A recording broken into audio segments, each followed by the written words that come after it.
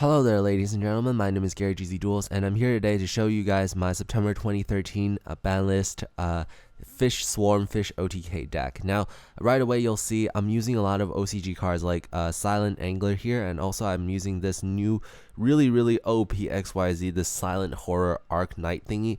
It's really cool. It's basically a maze stroke, but you get to like big eye some monster as well, so it's pretty awesome. That's why I decided to play it.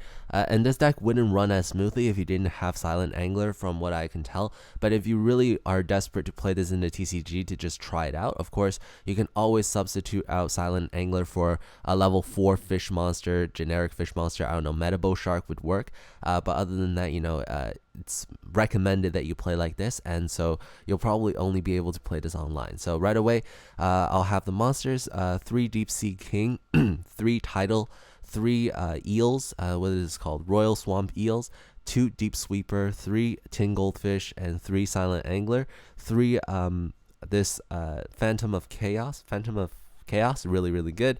For the hand traps, we have 2 Maxi and 2 Veilers. Spells, we have 2 Moria of Greed, 1 Dark Hole, 1 Foolish Burial, 3 Pot of Duality, 3 Mystical Space Typhoon, 1 Book of Moon, 2 Trap Stun, and then for the final trap we have 3 Call of the Haunted. In the extra deck we have 1 Crimson Blader, 1 Scrap Dragon, Stardust Spark Dragon. Rank 7s we have this Abyss Gaios, sorry, this Draco Sack, and Big Eye, because it is possible to XYZ for rank 7s with Tidal as well as your Deep Sea King. Rank 4s we have this Masquerade. This is a really good OTK card. It's like a substitution for Shockmaster at some points.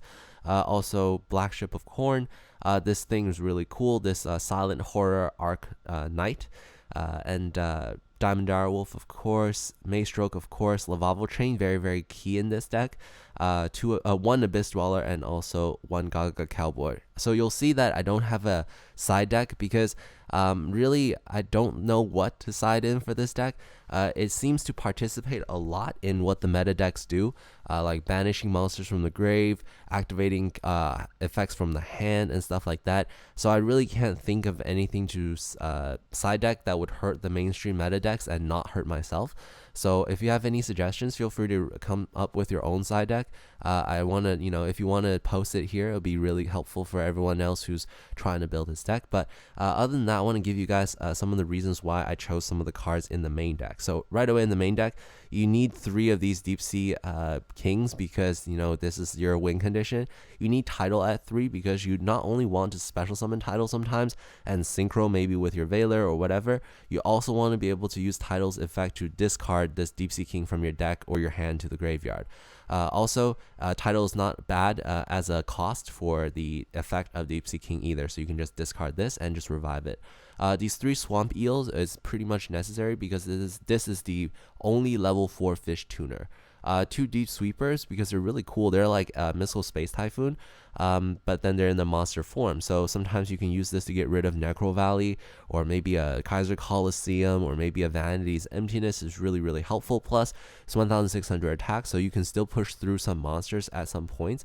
And also, since it is a fish monster, you can bring it out with Deep Sea King's effect, and it's also a water monster, so you can banish it from your graveyard to summon out Tidal. Over here we have 3 Template Goldfish. This is to help you set up for your XYZ. The most frequent thing you go for is Lavavo Chain, because with Lavavo Chain's effect, you can not only ditch the Deep Sea King to your graveyard right away, you can also place Phantom of Darkness on the top of your deck because it's a monster. So it's pretty key that we XYZ into Lavavo Chain if we don't have something like Tidal or Foolish Burial or something that revives like Call of the Haunted. So even though it's not a fish monster, it's still a water monster. It's very useful. Also, Silent Angler is really awesome. It's like, I think, a better version of this Tin Goldfish because you can special summon this card from your hand if you control a water monster. So if you happen to have like a Swamp Eel, normal summon that, and you can special summon out this Angler, and you can not only go for an XYZ, maybe a Lavavo Chain, you can also synchro as well because it's a fish monster, so it fulfills the requirement of Royal Swamp Eel. Plus, Royal Swamp Eel is a water monster, so you can special summon this out. That's why it has really good synergy with the deck, because it's a fish monster, so you can do a lot with it. It's a water monster, you can do a lot with it. It's a level 4 monster, so you can do do a lot with it, and also it's a special summonable monster, so you can do a lot with it. So that's why I run Silent Angler. It's a really good card. So unhappy that it's not in the TCG yet. And over here we have the three three Phantom of Darkness. You need this at 3 because this also helps you get your win condition. You can banish something like Deep Sea King in order to gain the effect, or you know, because it's a monster, you can use the Lava Chain to place it on top of your deck. It's really helpful. It makes the deck more consistent. Okay, so as you can see here, I also played 2 Moray of Greed.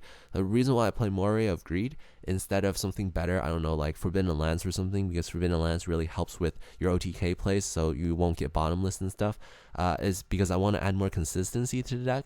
It's a lot easier to get to your setup because you have a lot of water monsters you can return. Sometimes if you draw more than 1 Swamp Eel, is really bad because you can't go into those really good synchro plays because they're in your hand and not in the deck, which you can summon out. So returning some water monsters is a good idea. Also drawing 3 new cards is also a really good idea. That's why I played this. Plus I see that my deck has like Trap Stun and like 3 Mystical Space Typhoons plus the 2 Deep Sweepers, so I'm pretty good with the back row hate, so I don't think I need the Forbidden Lance or anything like that. 3 Pot of Duality, because you really don't need to special summon on the turn. It requires basically a turn of setup, unless you get really lucky where you can somehow get Deep Sea King into the grave as well as summon out something like Phantom of Chaos. Then you're godly. But if you don't, you know, you can always use Pot of Duality to search for, I don't know, the Call of the Haunted, or maybe search for a title to help really set up your plays. That's why you run it at 3. And the Book of Moon is just one of my favorite cards at ones.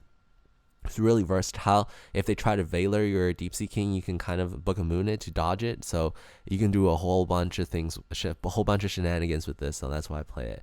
And yeah, I really don't have anything else to talk about in this deck. Everything seemed pretty straightforward from now. Unfortunately, I do not have a side deck for you guys, but you know, it's a challenge for you guys to figure it out. I'd love to hear some of your suggestions. And this is Gary GZ Duels signing out.